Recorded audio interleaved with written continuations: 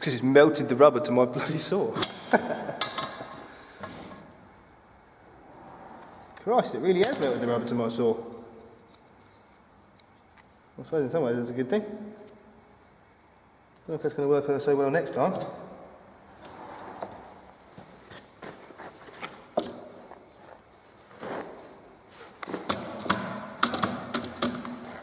Bloody hell.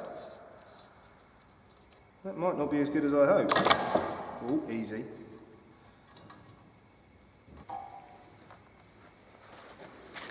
Right, I'm not going to tell you anything about sharpening a chainsaw because I don't know enough. I've been told, and there's thousands of videos of people sharpening chainsaws. Essentially, I'm going to do it with a hand file. So yeah, I hope you watch this being sped up. Another thing I did learn, or I heard from Alistair, on the back of these teeth here, which you won't be able to see. Hang on, let's see if I can. Let's try zooming. No, it's not like, oh, there we go. Aha! You see on this here tooth, that's the front, that's the cutting edge, which my finger's pressing against now. You also see at the back here is a laser milled line. And that, supposedly, is the angle that the tooth should be at. I never knew that. So, if you didn't, that's what it's there for. Supposedly. Okay, another... I said I wasn't going to tell you how to sharpen chainsaws, but I'll tell you what I've learned from other people, because I found it incredibly useful. If you haven't got a chain, on this chain you'll see, you probably can't see, I've got the chain blade on. Here, I am fortunate enough, I say fortunate enough, probably not, to have two chains on the same, two blades on the same side at a point. That only happens once on my chain, so I always start here. And I know once I get back to this point, I've done the lot. If you don't have this on a chain, use some permanent marker or use something, because you'll get round and you'll end up sharpening it twice because you don't know when you're finished. That was a nice little thing. Look for a defining point on your chain. Another thing to do when you're sharpening your chain is if you tighten your chain right up. So get the tensioner, which is down here by the bolts that hold it on, and twist it so it's really tight, no slack in the blade at all. That helps to stop the rocking. I found it helps. I'm using one of these, which is a steel, I don't know what they're called, file guide I suppose. But it turns out this blade is a 25-degree blade. It's got 25-degree cut on there, at least the laser mark is at 25 degrees, that lines up. So you line up these with the bar and just file away.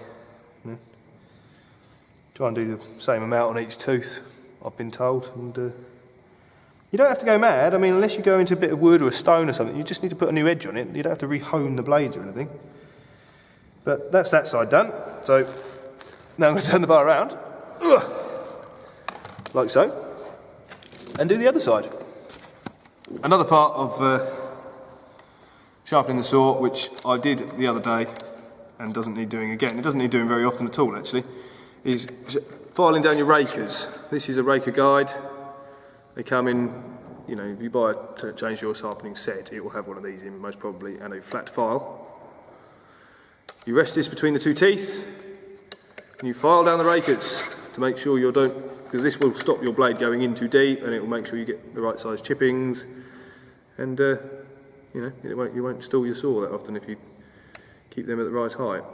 Also, supposedly, if you find that your saw's wandering a lot, that is a common cause, I'm told. Once again, I'm merely passing on information I've found from other YouTubers in this. I'm not a professional, but I found out, so why can't I tell you? Now for turning the bar over and changing the blade. Either way. So we detension the chain, which obviously I just tensioned up for sharpening. This screw here should be left, I think. Obviously all that does is just move the bar back and forwards, but then I should be able to take the bar off, I'm hoping. To be honest, this is the first time I've done this with this saw, so if I'm getting it wrong, by all means let me know in the comments. As you can see, there is the sprocket. Said sprocket that I'm trying to keep running free. And I will put this on so the writing is upside down, because I was told to, and that makes sense. Look, you can see on here, look, well, that oiler hole's nice and clear. This oiler hole, where I was just about to turn it over to, gummed up, all gummed up with crap. Completely sealed, so I'm going to poke that out with a stick. Or a screw or something. Hang on, let me go find a screw.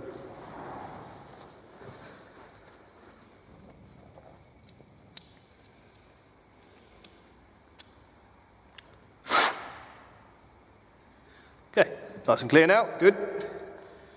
I'm going to get some of this gump off. I should really have a hanky or a towel or something here, but I haven't, so I'll just get it all over my hands, why not? Right, the chain, let's take the chain off. And that is freshly sharpened, so he can quite happily go into my chain box. Don't wait for it and go and get it. Now we go for the comparison of cross-cut chain.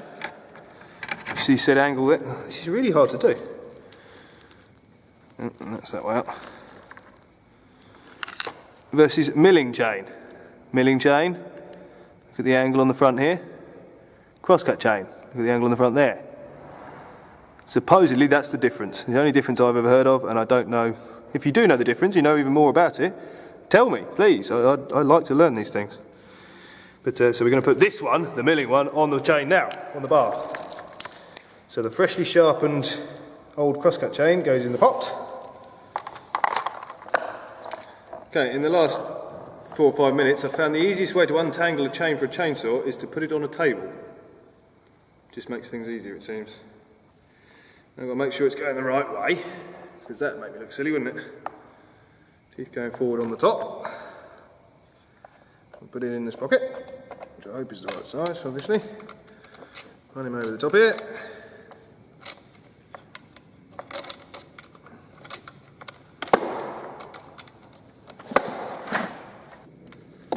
Lovely loose. Get these pockets in there. Why aren't you sitting in there very nicely? Don't tell me I've got the wrong bloody chain. I'll be very annoyed if I have. Life still changed, didn't give me any options on the chain. There's something wrong here. Wait there. It's now Saturday night. I've only just got in here and the lights haven't warmed up yet.